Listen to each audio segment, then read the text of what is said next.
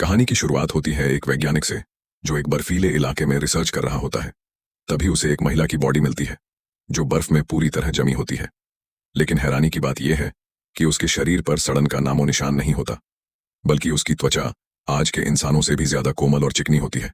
वैज्ञानिक उसकी आंखों की जांच करता है और तभी वो देखता है कि उसकी पुतलियां लाइट पर रिएक्ट कर रही हैं। वो एक पल के लिए रुक जाता है। क्या यह महिला अब भी जिंदा है? वो तुरंत अपनी टीम को बुलाता है। ब्रेन वेव मशीन लगाई जाती है और फिर जो देखा गया उसने सबको हिलाकर रख दिया। महिला के ब्रेन सिग्नल्स एक्टिव थे। अब देरी नहीं की जा सकती थी, उसे बाहर निकालना था। हीटर लगाए गए, तापमान बढ़ाया गया, बीबीक्यू रैक तक रख दिए गए, 100 डिग्री सेल्सियस तक गर्मी दी गई। घंटों की मेहनत के बाद महिला आखिरकार बर्फ से बाहर निकलती है। उसे ऑपरेटिंग टेबल पर रखा जाता है।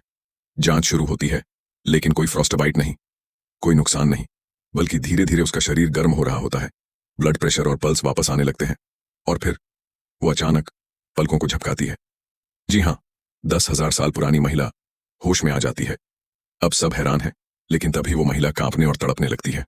डॉक्टर जल्दी से उसे सेडेटिव देता है और धीरे धीरे उसका शरीर शांत हो जाता है।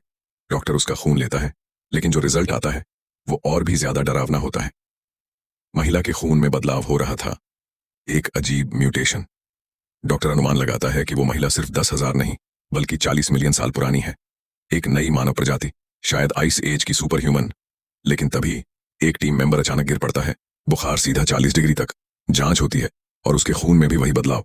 अब सबको डर लगने लगता है, क्या यह संक्रमण फैल रहा है? लेकिन महिला को कुछ नहीं हुआ। आखिर क्यों? टीम उससे सवाल करती है, लेकिन महिला कुछ समझ नहीं पाती, क्योंकि भाषा अलग है। लेकिन यहां फिर से चौंकाने वाली बात होती है, महिला कुछ ही समय में उनकी भाषा सीख लेती है।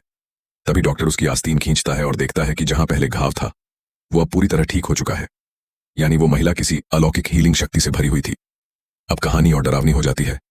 बर्फीले तूफान के बीच एक और टीम मेंबर बेस में गिरता है, चेहरे पर ऐसा डर जैसे उसने कुछ भयानक देखा हो। शौमेई उस महिला का नाम रखा जाता है। वो आगे आती है, बीमार साथी को छूती है और चमत्कार हो जाता है, वो ठीक हो जाता है। अब एक एक करके सब बीमार पड़ते हैं और शौमेई सबका इलाज करती है। लेकिन ये इलाज उसके शरीर को खत्म कर रहा था। हर बार इलाज करते हुए उसकी सफेद रक्त कोशिकाएं कम हो रही थीं और आखिरकार शौमेई खुद गिर पड़ी। अब वो किसी को नहीं बचा सकती थी।